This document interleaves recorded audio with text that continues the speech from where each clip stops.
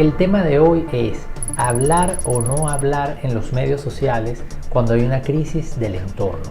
Empecemos por definir que en este caso nos vamos a referir a crisis no como a una crisis de la marca, no como la crisis que por ejemplo vivió recientemente la empresa United, que se originó en una situación con la marca. Acá estamos hablando de crisis externas, crisis del entorno, como por ejemplo una catástrofe natural, un ambiente de conflictividad política, algo que está pasando afuera y que va a afectar a la marca es a través de la situación país y de cómo está viviendo en ese momento la audiencia. Entonces voy a dar 5 recomendaciones. La primera es entender muy bien la situación. La marca debe comprender cuál es la emocionalidad de sus audiencias para poder comunicarse apropiadamente.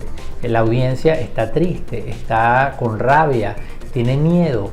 ¿Qué es lo que está afectando de esa situación al ánimo de estos consumidores o de estas audiencias de la marca? Es muy importante que la empresa empiece por entender eso, porque si no, no va a poder comunicarse efectivamente. La segunda recomendación es no aislarse o no ausentarse de estas redes, porque la marca o muchas marcas suelen hacerlo por temor a afectar su reputación, por temor a molestar o ser percibidas como indolentes.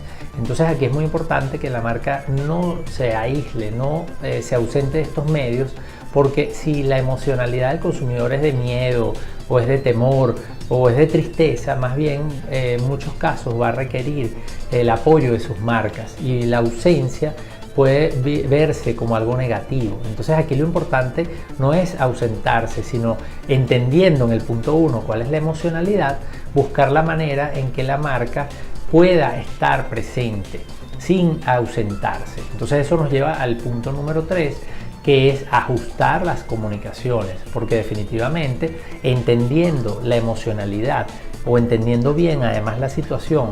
Número 2, no ausentarse de esos medios, sino actuando, estando presente, es que vamos a tener el éxito o vamos a poder apoyar a ese consumidor o a ese cliente.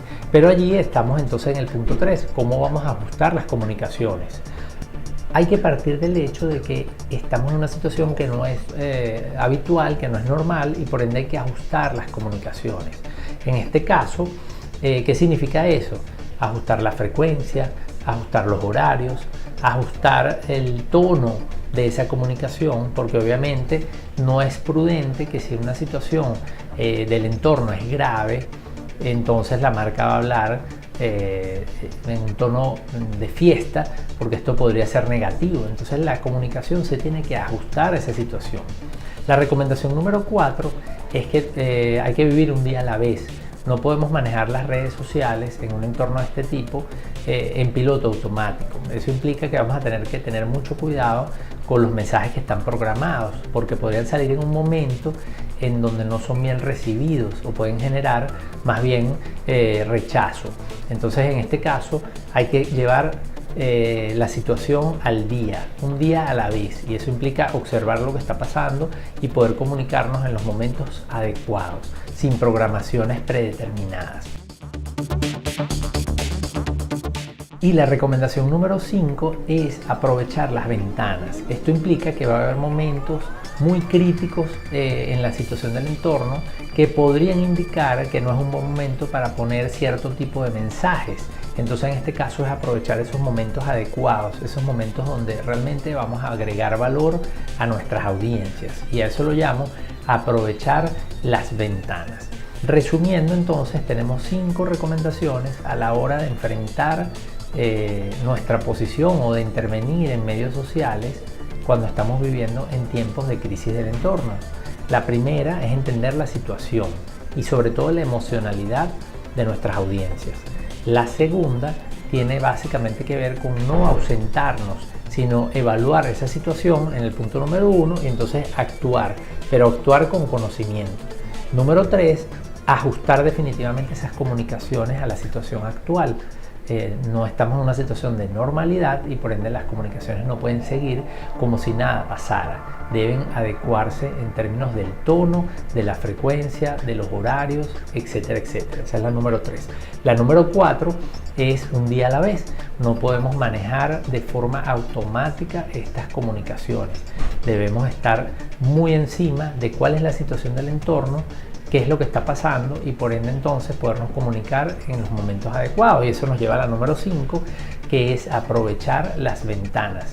Eso significa poder publicar los contenidos en los momentos adecuados, cuando corresponda, así como también quedarnos silenciados en el momento en que no conviene que la marca lance un mensaje que puede ser contraproducente.